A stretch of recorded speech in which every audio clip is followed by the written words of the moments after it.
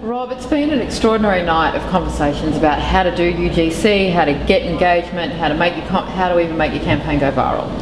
So a lot of the examples that we've looked at though are quite big, they're big brands. My question is, do you need to have a big budget to do a really effective user-generated campaign?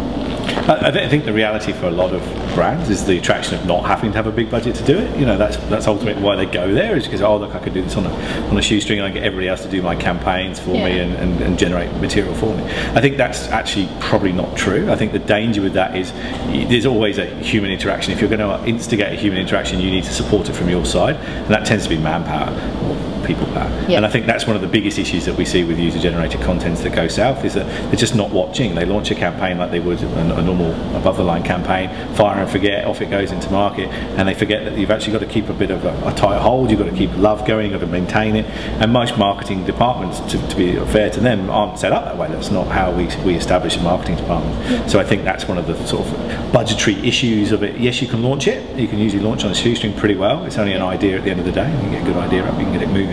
But keeping it moving and keeping a good solid handle on it is where the expense really starts to come in, and is a bit of an unusual cost model for a marketing department. I think anyone who's not ready for the risk, we should best avoid it for a while. You know, at the end of the day, you can sit back and you can monitor and you can understand and you can see how much content is being generated about your brand. But clearly we've seen some fairly hefty disasters over the last sort of 12 months of people feeling an obligation to be in social media when they would probably been better off just being a bit quieter and standing by the wayside for a while. So I think that kind of, that overarching desire to be there is where we see the problems come in. I think it's hard to say don't do it if you're government, but do it if you're a retailer. I think that's probably a bit naive to go down that road. Clearly there are going to be elements of both that do a good job or don't do a good job, but I think you just got to kind of understand that there is a big commitment once you start doing it, and sometimes it's just better to stay outside for a period of time. I know that's not a fashionable view. The fashionable view is that everyone should be doing social media, but I think from a brand perspective that's not necessarily true. Awesome. Rob, thanks once again for such a great conversation and for sticking around tonight for the video. Hope to see you again soon. No worries, it's been a pleasure. Thank you very much. Thanks.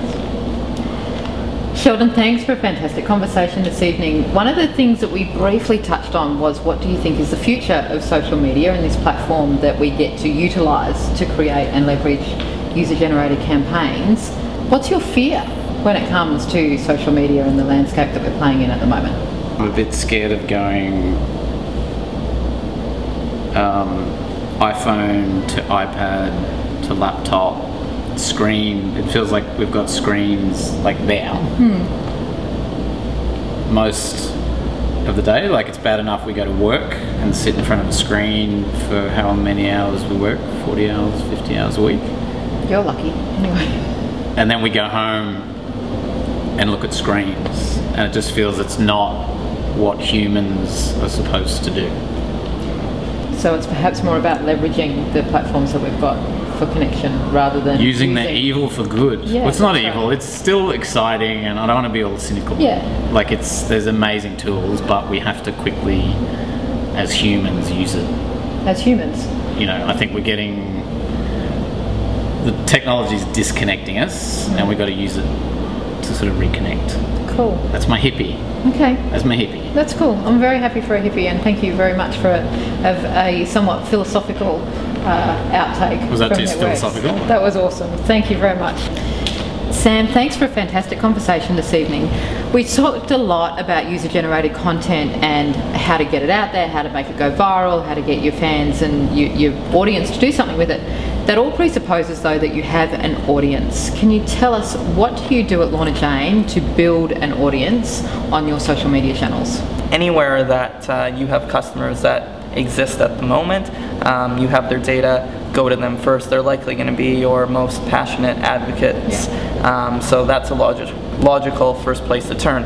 However, when you do go that direction, You know, you don't want to continue to bother them, to press them, and you know, you ultimately have to go and find new people. Specifically when it comes to the Facebook medium, as well as using very targeted ads that present themselves not as advertising per se, but are in fact content rich and invite the user to engage with them.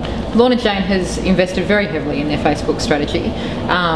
Tonight's conversation was a lot about, you know, video and user-generated content in terms of submitting stuff, but I think one of the easiest ways to generate content is just by having your fans on your Facebook page do things with your posts. Can you just give us 3 quick tips, I guess, of how you guys harness the power of your fans on your Facebook page to create content? Sure. I mean, the fastest, easiest, most cost-effective way is the standard posting unit. I guess what I would say in terms of posts that work well for us, the universal theme there is really to keep it simple. I think brands definitely overcomplicate what they do on Facebook. Never doubt the power that a photo can provide, even in this, you know, video multimedia age. The most successful single type of content on the medium in terms of engagement continues to be the photo. There's people sharing a lot of links out there, which is good, but I think studies have shown that photos receive on average 4 times the rate of interaction that a link does. And I guess I'd say never leave a post naked, in terms of a post that is just text is not very likely to stand out. So always add some sort of value add to that, whether that be photo, video, or link. Cool. Sam, thank you once again.